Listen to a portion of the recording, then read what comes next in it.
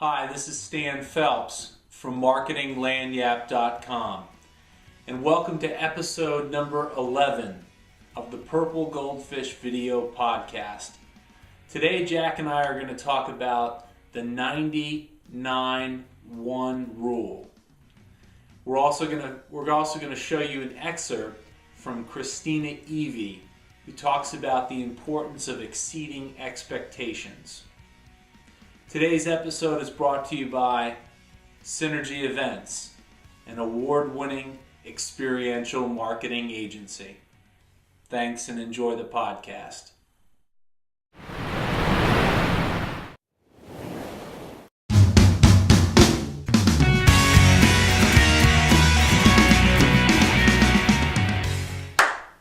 Welcome back to the Purple Goldfish podcast. I'm G.L.U.E. This is Stan Phelps. Hey there. He is the originator of the Purple Goldfish Project, which our mission, find 1001 purple goldfish. Or what is a purple goldfish? Well, purple goldfish is an example of marketing lanyap. So it's when a business goes a little bit above and beyond with that little unexpected something. A little bit. A little bit? A little bit. What? De Niro. I got a new favorite acronym for this. Oh boy. You ready? Yeah, wait. So instead of marketing lanyap, right? I'm calling it marketing G.L.U.E. G.L.U.E. G.L.U.E. I'm an acronym hound. And what does G.L.U.E. stand for? G.L.U.E. stands for giving little unexpected extras. What do you think about that? I think that sticks. It's sticky. That is sticky. It's sticky. You're tricky and it's sticky. Okay, well, Mr. G.L.U.E. Today what we want to talk about is the 99-1 rule. 90. 99-1. 9. 1. It's three numbers. Three numbers. So tell me. Not 99-1. Not 99. Tell me about the rule. Okay, so this applies to online, and I think it's important. And it essentially says that 90% of the people that are online are what they call lurkers. So they're looking at stuff, but they're not engaging in the conversation at all. I hear this term all the time. There's a baseball website where Red Sox fans go and they talk about stuff. And right. There's guys who are members. Right. And they talk all the time, and then they call the rest of us lurkers. Right. And then every once in a while, a lurker will pass a message on to one of the guys who's a member. And it's like, Lurker Joe said this. Right. Okay. So you hear the lurker thing. Lurker thing. And then another friend of mine on Facebook, his wife said the other day, "Oh, Jerry's on Facebook all the time." And I was like, "What? I've never seen him." Right. Well, he doesn't say anything. Facebook is like a game changer because you have people that in the past would never comment on a blog or write any content or whatever. That for some reason Facebook's a game changer. People just jump right in. Well, that like button also helps. Right. Because now you don't have to actually say anything; you just like it. Yep. And then one day they're going to make the don't like button, and that's going to be the game changer. Right. Right. By the way, Facebook is. We met with Paul Dene last week, and he was saying that they're going to develop that so that like button goes anywhere you go on the internet. Paul Dene is the author of Facebook Marketing for Dummies, and as we were discussing, we both know our way around Facebook pretty well. Not like Paul. We can't wait to get through the whole book and just see how much we don't know. Right. Talking to him, it's like, wow. I think he's forgotten more than we know. Yeah. So that's the 90. 90. So the lurkers. Next group, lurkers, and then you've got the next group is the 9%. And so those are the people that are commenting. They're jumping in. They're looking at stuff. They're joining the conversation. They're putting their 2 cents in. Their penny, 2 cents. Yeah. So, but that's important. So they're going onto a Yelp and they're leaving a review and whatnot. And so you got the last group. So wait a minute. I'm not very good at math, but suddenly I figured out that 90 plus 9 plus 1 equals 100. Right. So we're working to. This is not the new math on this show, by the way.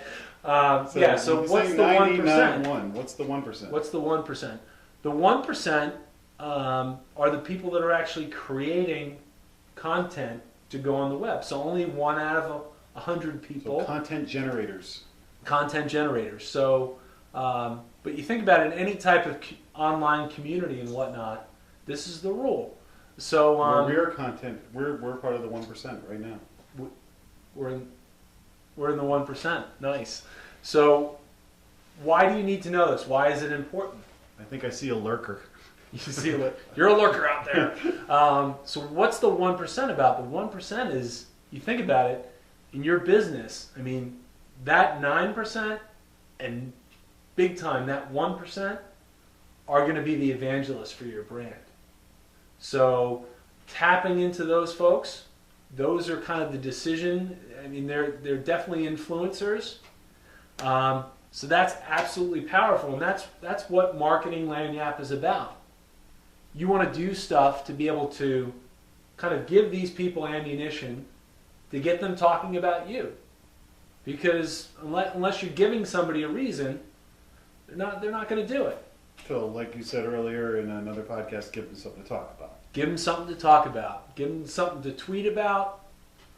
Blog about. Post to Facebook about. Gossip at the water cooler about. Talk about, yeah. Talk about. All right. Well, thanks for the math lesson. And that's going to wrap it up for this episode. But don't forget, we're looking for 1,001 examples. So do us a favor. Go to marketinglagniappe.com. I'm assuming he's putting the words here. Submit the example. And if you have any questions or comments, we'd love to hear from you. All right. Thanks for joining us. We'll see you next time. Thanks. The fifth way to keep your customers coming back for more is by delighting them, by exceeding their expectations. And this is really a lot of fun. When you and your team are really customer-centric and customer-focused and trying to find ways to exceed any expectation that your customer has, you are then starting to awaken the entrepreneurial spirit in everybody within your organization. Things such as random acts of kindness, surprise upgrades, overnight shipping when you haven't paid for it, complimentary services or products that will fit what they've already purchased, going above and beyond, doing a personal favor. I was in a bank one time and the line was very, very long, and the teller saw that one of the customers was very anxiously looking at their watch. The teller offered to call ahead to the next appointment for that customer and let them know that the bank had delayed her for a few moments and she would be a little bit late. That is the type of thing that we're talking about, going above and beyond. You want to do things that nobody else would even think of doing. Or maybe it's the next step and nobody has actually done it. In the case of certain nail salons, everybody is used to the fact that if somebody will go in and get your keys out of your purse for you and help you on with your coat.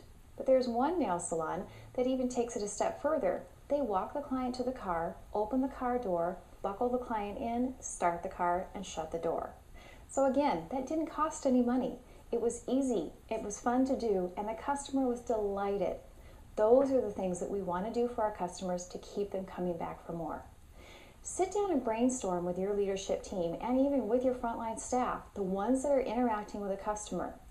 Find out what it is that they're thinking we could be doing to delight our customers. What do our customers not get from any of our competition? One thing to remember, all of the promises that you make to your customers are probably sounding very similar to the promises that your competition is making to your customers as well. The key here is you need to actively engage, follow through on those promises, but find the ways that make your business unique. Everybody wants to stand out in a crowd. If you are not focusing on your customers, you're part of that crowd. By actively engaging with your customers, developing strategies to keep them coming back for more, treating them positively, asking for their feedback, responding to problems before they even know they have one, or making them part of that process will increase that loyalty. The loyalty programs, anything that you can do to develop that relationship, that pays off because then you're also working to exceed their expectations and delight them. And when you feel delighted, you want to go back for more.